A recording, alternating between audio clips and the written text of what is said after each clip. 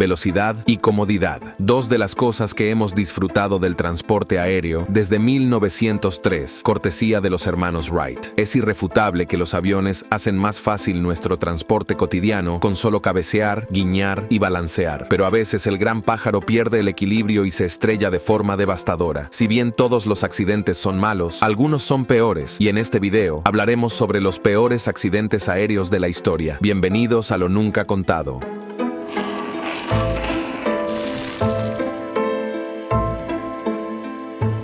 Vuelo 123 de Japan Airlines. Este accidente es uno de los peores accidentes aéreos de la historia. Ocurrió el 12 de agosto de 1985, cuando el vuelo 123 de Japan Airlines despegó del aeropuerto de Haneda, Tokio, con destino a Osaka. Todo transcurrió con normalidad desde el primer minuto hasta que estalló el caos en el cuarto y sexto minutos. El mamparo de presión trasero, que ayuda a mantener la presión en el avión y lo protege de estallar, se rompió repentinamente, lo que provocó una rápida despresurización en la cabina, arrancó la aleta de cola del avión y desactivó los sistemas hidráulicos. Estas son simplemente las cosas que permiten a los pilotos controlar los demás mecanismos del avión. En otras palabras, sin estas funciones esenciales, los pilotos se quedaron con un avión que era casi imposible de volar. Antes de que pudieran pensar en salir del problema, el avión comenzó a girar fuera de control durante unos aterradores 32 minutos. Después de una lucha desesperada, los pilotos lamentablemente perdieron la batalla y el avión se estrelló contra la ladera del monte Ogura. Murieron 505 pasajeros y 15 miembros de la tripulación, mientras que solo 4 sobrevivieron. Después de investigar este caso, se determinó que la causa de la ruptura del mamparo había sido una reparación inadecuada después de un incidente más de 7 años antes del accidente. Esto provocó que las autoridades endurecieran las regulaciones y políticas con respecto a la reparación de aeronaves para garantizar que nunca más volviera a ocurrir un desastre fácilmente evitable de esta magnitud. Desastre del aeropuerto de Tenerife.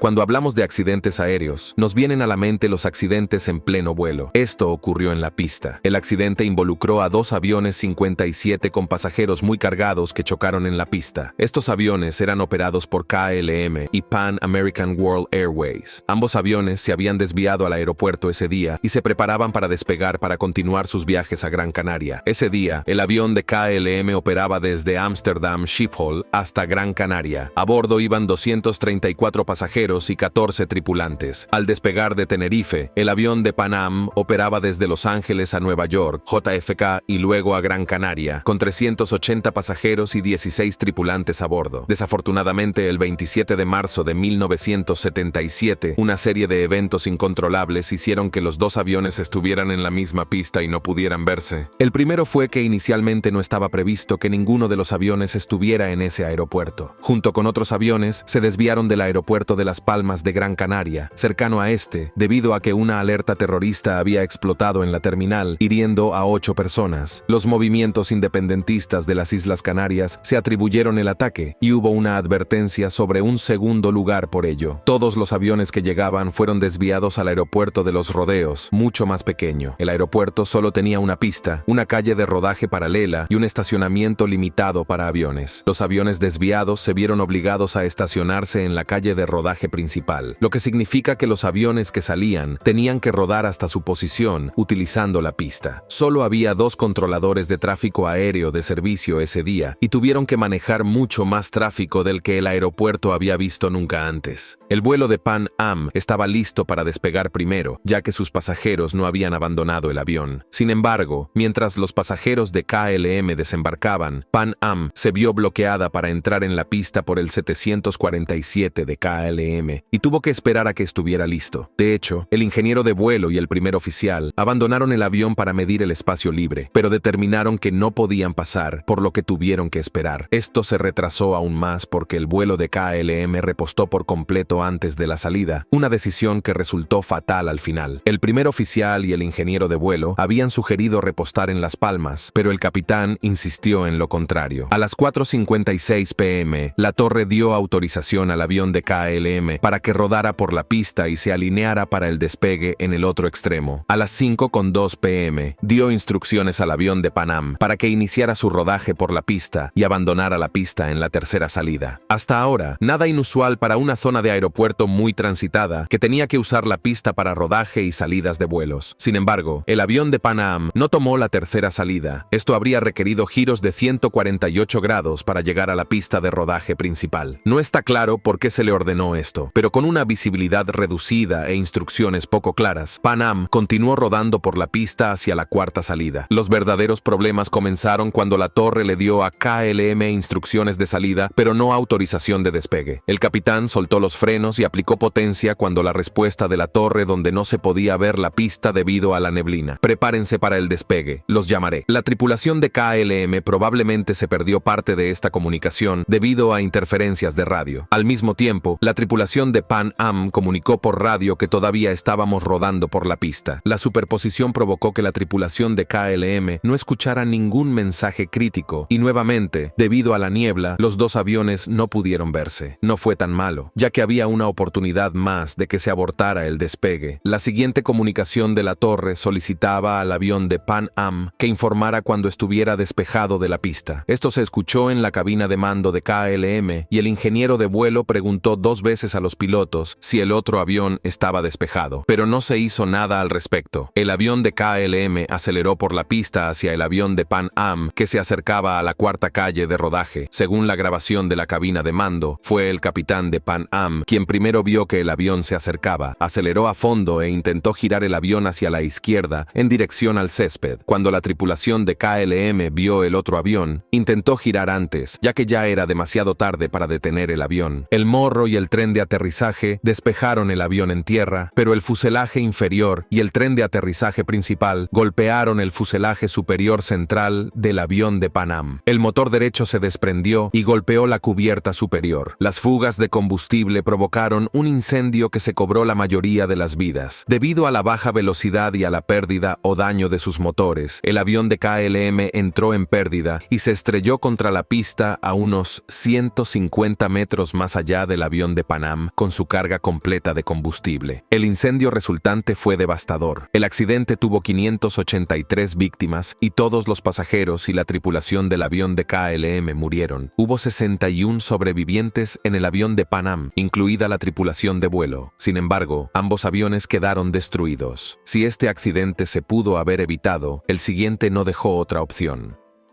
La colisión en el aire más mortal ocurrió el 12 de noviembre de 1996. 2 aviones sufrieron una colisión en el aire y se precipitaron en un pequeño pueblo llamado Charkhi-Dadri, a 100 kilómetros al oeste de Delhi. De los 2 aviones, uno pertenecía a Kazakhstan Airlines y el otro a Saudi Arabian Airlines. El accidente tuvo lugar a las 6:40 p.m., cuando el vuelo de Kazakhstan Airlines se acercaba por el lado opuesto. El controlador le dijo al avión kazajo que mantuviera 14.000 pies y esperara instrucciones. Poco tiempo después, el avión kazajo informó que se encontraba a 15.000 pies, a 46 millas del aeropuerto. El controlador respondió diciendo: recibido, mantenga 150, tráfico identificado a las 12, informe recíproco de Boeing 740 Saudí a 714 millas a la vista. La tripulación de Kazajstán respondió preguntando la distancia, a lo que el controlador respondió: 14 millas ahora recibido. Al no recibir respuesta, volvió a advertir que el tráfico estaba a 13 millas, nivel 140. Sin ninguna razón en absoluto, el avión kazajo había descendido por debajo de donde se suponía que debía estar y chocó con el Boeing 747 de Saudi Arabia Airlines. Inmediatamente, ambos aviones se desplomaron al suelo en llamas. Este accidente mató a los 349 pasajeros y a la tripulación de cabina. Más de 500 toneladas de material cayeron del cielo y aterrizaron en campos de mostaza y algodón en Charkhi-Dadri, Haryana. Este accidente en Charkhi-Dadri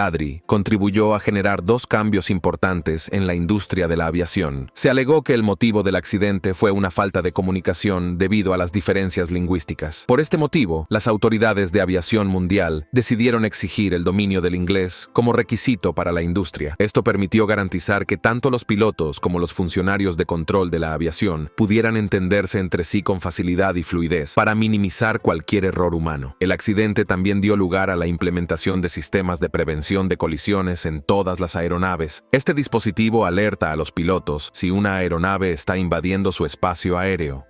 El vuelo 981 de Turkish Airlines. A veces solo asegurarse de que las cosas estén donde deben estar puede salvar vidas. De alguna manera, un problema menor provocó un grave accidente aéreo. El 3 de marzo de 1974, el vuelo 981 de Turkish Airlines tenía previsto volar de Estambul a Londres Heathrow con una escala en el aeropuerto de París-Orly. El primer tramo de Estambul a Orly transcurrió sin problemas con un tiempo de vuelo de 4 horas. El tramo de Orly a Londres comenzó a las 12:32 p.m. El avión se estrelló contra el bosque de Ermenonville a las 10 horas, pero las cosas salieron mal a los pocos minutos del vuelo. De repente, mientras el avión volaba sobre Mo a unos 50 kilómetros, perdió su puerta de carga trasera. La pérdida de la puerta de carga trasera izquierda provocó una enorme diferencia de presurización con la cabina justo encima de ella. Esta sección se desprendió del avión junto con los 6 pasajeros sentados allí. Sin embargo, la pérdida de la puerta provocó que los pilotos perdieran el acceso a partes críticas del avión, incluido el timón, el elevador y el motor 2. La pérdida de control empujó el morro hacia abajo 20 grados y provocó un aumento de la velocidad. Los intentos de levantar el morro y nivelarlo fallaron, lo que provocó que el avión se estrellara en el bosque de Ermenonville. Apenas 77 segundos después de que se arrancara la puerta de carga, el avión se estrelló a una velocidad de 783 kilómetros por hora y se partió en miles de pedazos. Esto dificultó la identificación de las víctimas y la recopilación de pruebas dada la extensión de los restos. En total, murieron las 346 personas a bordo, que se componían de 11 tripulantes y 335 pasajeros. Tras la investigación, se hizo evidente que la causa fue un fallo de diseño y un fallo de los ingenieros de tierra a la hora de asegurarse de que la puerta estuviera en la posición de bloqueo antes del despegue. En concreto, la bisagra de la puerta de carga trasera del avión no se había movido a la posición correcta y los pasadores de bloqueo no estaban en su sitio. Esto hizo que, al cruzar los 11.000 pies, los pestillos cedieran y la puerta se abriera. Ese día, Turkish Airlines no tenía ningún ingeniero en tierra en Orly, por lo que el encargado de equipajes Mohammad Mahmoudi tuvo que cerrar la puerta. Tras seguir el procedimiento básico, se apagó la luz de advertencia de la cabina y supuso que la puerta se había cerrado correctamente. En realidad, los pasadores de bloqueo no estaban activados y la luz de la cabina era un indicador falso. El vuelo 447 de Air France. El 31 de mayo de 2009, el vuelo 447 de Air France estaba programado desde el Aeropuerto Internacional Galeão de Río de Janeiro, Reykjavik, Brasil, hasta el Aeropuerto Charles de Gaulle de París, CDG, Francia. Como de costumbre, lo que nadie sabía era que serían sus últimos 216 pasajeros y 12 miembros de la tripulación a bordo. El AF447 partió de Río de Janeiro. No ocurrió nada particularmente notable durante el ascenso inicial a 35.000 pies, viajando a lo largo de la costa de Brasil. A medida que el vuelo se movía hacia el norte, se comunicaron con el control de la residencia, que supervisa la sección más oriental del país, junto con algunas aguas cercanas. Sin embargo, una vez lo suficientemente lejos de la tierra, el AF447 estaría en Fier Atlántico, que no tenía cobertura de radio convencional y no podía rastrearse tan fácilmente. El clima en el área era bastante típico de principios de verano en la zona, lo que significa poderosas turbulencias que causan nubes de tormenta. Poco antes de las 2 horas del 1 de junio de 2009, el capitán abandonó la cabina para descansar y cambió de lugar con el tercer piloto. 8 minutos después, los 2 pilotos sintieron calor y reconocieron un olor diferente, probablemente el resultado de una gran cantidad de agua y hielo que habían sido succionados por los motores. Los cristales de hielo comenzaron a golpear el A330 cuando la turbulencia aumentó a 210. Tanto el piloto automático como el acelerador automático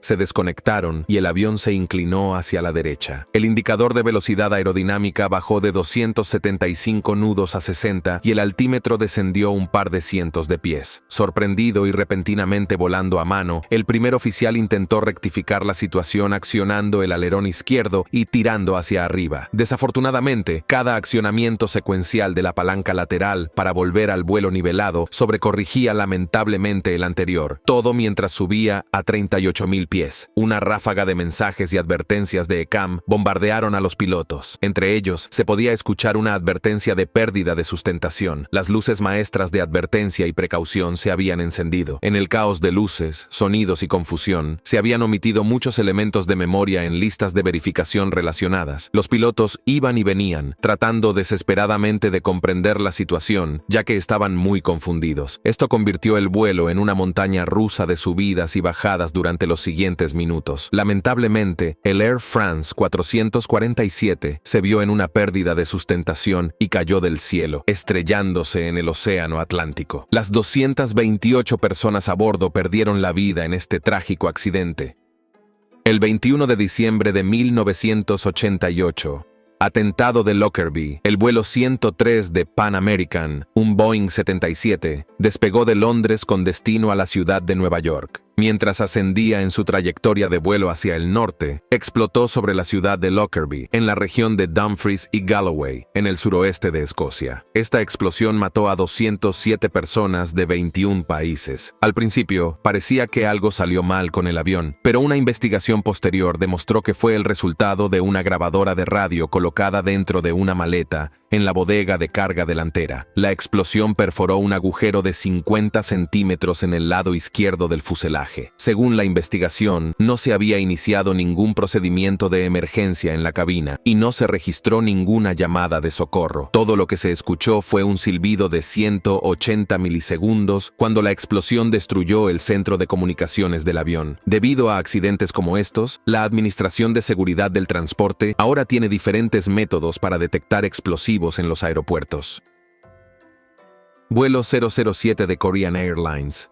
Olvídese del mal funcionamiento del sistema. Volar era extremadamente peligroso durante la Guerra Fría. Esto se debió a las tensiones políticas de la época, junto con los sistemas de defensa aérea y los estados de alerta intensificados. Las partes más peligrosas son las áreas dentro o cerca de las regiones fronterizas. Entre 1950 y 1970, alrededor de 15 aviones militares estadounidenses fueron derribados por las fuerzas soviéticas, mientras que 3 aviones soviéticos fueron derribados por los estadounidenses. Pero el 1 de septiembre de 1983, un avión civil se convirtió en la víctima. El vuelo 007 de Korean Air, que volaba de Nueva York a Seúl, desapareció repentinamente sobre el mar de Japón con 269 personas a bordo. Las autoridades comenzaron a buscar este avión y pronto se descubrió que el vuelo 007 había sido derribado por un misil ruso, probablemente mientras volaba en espacio aéreo internacional. Se había estrellado frente al extremo sur de la isla de Sajalín, una posesión rusa al norte de Japón. Este desastre provocó horror e indignación en todo el mundo y fue condenado enérgicamente por el presidente de los Estados Unidos, Ronald Reagan, quien lo calificó como un crimen contra la humanidad. Según algunos expertos, este incidente acercó a Estados Unidos y Rusia a la guerra más que en ningún otro momento desde la crisis de los misiles cubanos.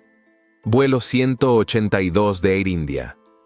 Durante mucho tiempo, los terroristas han elegido aviones como lugares de detonación debido a la cantidad de personas que afectarían, y el vuelo 182 de Air India es solo otro de los vuelos que fueron atacados. El 23 de junio de 1985, el vuelo viajaba de Canadá a la India vía Londres, cuando explotó frente a la costa irlandesa, matando a las 329 personas a bordo. La explosión fue causada por una bomba en una maleta que fue trasladada al vuelo, aunque el titular del billete no había embarcado. En ese avión viajaban 268 ciudadanos canadienses, en su mayoría de origen indio, y 24 indios. Mientras el vuelo todavía estaba en el aire, otra explosión en el aeropuerto Narita de Tokio mató a 2 manipuladores de equipaje japoneses. Los investigadores dijeron más tarde que esto estaba relacionado con el ataque al vuelo 1982 y estaba destinado a otro vuelo de Air India a Bangkok, pero explotó prematuramente. Los investigadores canadienses han alegado que los atentados fueron planeados por separatistas sikhs que querían vengarse del mortal asalto del ejército indio en 1984 al Templo Dorado en el estado de Punjab.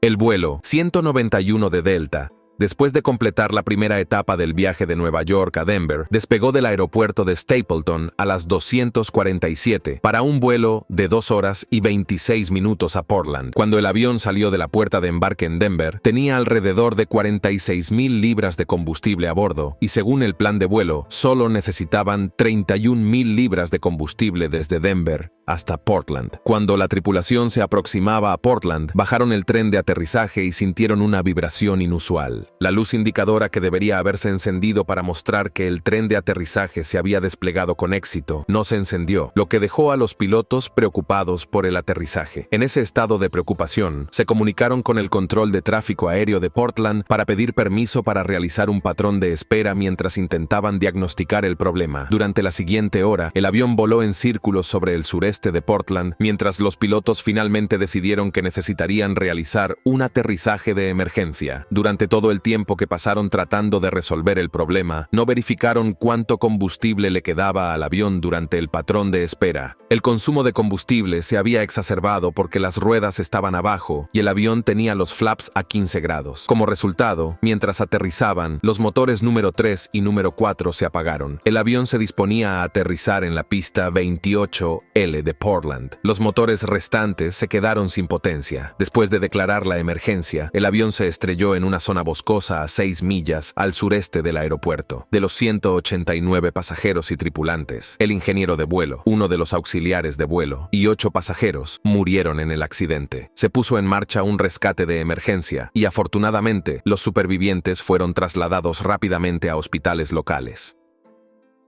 Vuelo 797 de Air Canada. Este es uno de los accidentes aéreos más aterradores de la historia. Ocurrió el 2 de junio de 1983. El vuelo 797 de Air Canada venía de Dallas, Texas, y se dirigía a Toronto, Canadá. La tripulación de cabina descubrió de repente humo en un baño de descanso, y cuando lo vieron, decidieron intentar extinguir el fuego oculto antes de ponerse en contacto con el control de tráfico aéreo y declarar una emergencia. Mientras el humo llenaba el avión, los pilotos realizaron un aterrizaje de emergencia en Cincinnati, Ohio, en el Aeropuerto Internacional Greater Cincinnati. El fuego inutilizó prácticamente todos los instrumentos de la cabina, lo que obligó a los pilotos a aterrizar el avión volando a ciegas. El departamento de bomberos del aeropuerto comenzó inmediatamente las operaciones de extinción del incendio después de que el avión aterrizara, mientras los pasajeros y los asistentes de vuelo salían rápidamente por las puertas delanteras, mientras el capitán y el primer oficial salían por las ventanas corredizas de la cabina. Desafortunadamente, no todos lograron salir con vida, ya que un incendio repentino envolvió el interior del avión unos 90 segundos después de que se abrieran las salidas. En total, 23 personas murieron en ese incendio. Vuelo 427 de US Airways. Cuando el vuelo 427 de US Airways comenzó su aproximación para aterrizar en Pittsburgh el 8 de septiembre de 1994, el Boeing de repente giró hacia la izquierda y se precipitó 5,000 pies al suelo, matando a las 132 personas a bordo de los aviones. La caja negra reveló que el timón se había movido abruptamente a la posición completamente a la izquierda, lo que provocó el giro. Pero, ¿por qué sucedió eso? US Air culpó al avión, mientras que Boeing culpó a la tripulación. La NTSB tardó casi 5 años en concluir que una válvula atascada en el sistema de control del timón había provocado que el timón se invirtiera. Mientras los pilotos presionaban frenéticamente el pedal del timón derecho, el timón se fue a la izquierda. Como resultado, Boeing gastó $500 millones en modernizar los 2.800 aviones de pasajeros más populares del mundo. Y en respuesta a los conflictos entre la aerolínea y las familias de las víctimas, el Congreso aprobó la Ley de Asistencia a Familias en Desastres de Aviación, que transfirió los servicios de los sobrevivientes a la NTSB. Vuelo 302 de Ethiopian Airlines. Mientras que tardó 61 minutos en estrellarse en el mar de Java en octubre de 2018 debido a problemas de control de vuelo, el vuelo 302 de Ethiopian Airlines tardó solo 6 minutos. El vuelo de Lion Air se desplomó en el mar porque sufrió problemas de control de vuelo relacionados en parte con una falla en el sistema de aumento de las características de maniobra de la nueva aeronave. El sistema empujó por error el morro del avión hacia abajo, a pesar de los mejores esfuerzos del piloto por corregirlo. Solo Solo 5 meses después, el vuelo 302 de Ethiopian Airlines, en ruta a Nairobi, Kenia, desde Addis Abeba, Etiopía, se estrelló solo 6 minutos después del despegue. Las investigaciones revelaron que el avión sufrió un destino similar al del vuelo 610. Entre los dos accidentes, 346 personas fallecieron. A raíz de los dos incidentes, la FAA y Boeing dejaron en tierra todos los aviones 77 MAX 8 para investigar a fondo la aeronave, corregir problemas de cableado, reparar el sistema de control de vuelo y permitir que los pilotos recibieran más formación sobre la aeronave. En noviembre de 2020, se consideró que el MAX era lo suficientemente seguro para volar, pero sus problemas están lejos de terminar. En abril de 2021, Boeing emitió un comunicado en el que ordenaba la puesta a tierra de unos 160 aviones MAX 8 para solucionar otro problema de software. Sin embargo, con el ir y venir de estos aviones, ¿subirías a bordo de cualquiera con el que te cruzaras? Vuelo 17 de Malaysia Airlines. Si crees que los aviones ya no son derribados, deberías ver este. El 17 de julio de 2014, el vuelo 17 de Malaysia Airlines despegó del aeropuerto de Ámsterdam, Schiphol Gate, 13 minutos más tarde de la hora de 000 salida prevista, alrededor de las 12:30 y a eso de las 4:20. Un misil tierra-aire que había sido lanzado desde una zona al sureste del avión detonó fuera del avión, justo encima y a la izquierda de la cabina. La explosión y los fragmentos del misil dañaron gravemente la cabina y mataron instantáneamente a 3 miembros de la tripulación. A bordo había un total de 283 pasajeros, incluidos 80 niños y 15 miembros de la tripulación. Después de la investigación, un equipo internacional de investigadores criminales dijo que las pruebas mostraban que el misil Buk había sido traído desde territorio ruso y fue disparado desde un campo controlado por separatistas respaldados por Rusia. Este acto inhumano llevó a demasiadas personas a la tumba prematura. El vuelo 592 de Balujet. Aunque la FAA tomó medidas contra incendios en la cabina después del accidente de Air Canada de 1983, no hizo nada para proteger los compartimentos de carga del avión de pasajeros. El accidente del Balujet 592, el 11 de mayo de 1996, fue lo que finalmente impulsó a la agencia a actuar. El incendio en el avión fue provocado por generadores de oxígeno químico que habían sido empaquetados ilegalmente por Sabretec, el contratista de mantenimiento de la aerolínea. Un golpe hizo explotar uno de ellos y el calor resultante provocó un incendio que fue alimentado por el oxígeno que se desprendía. Los pilotos no pudieron aterrizar el avión en llamas a tiempo y eso provocó la muerte de 110 personas. La FAA respondió ordenando detectores de humo y extintores automáticos en las bodegas de carga de todos los aviones comerciales. También reforzó las normas contra el transporte de carga peligrosa en los aviones. Gracias por ver el vídeo. Nos vemos en el próximo y no lo olvides, nosotros somos lo nunca contado.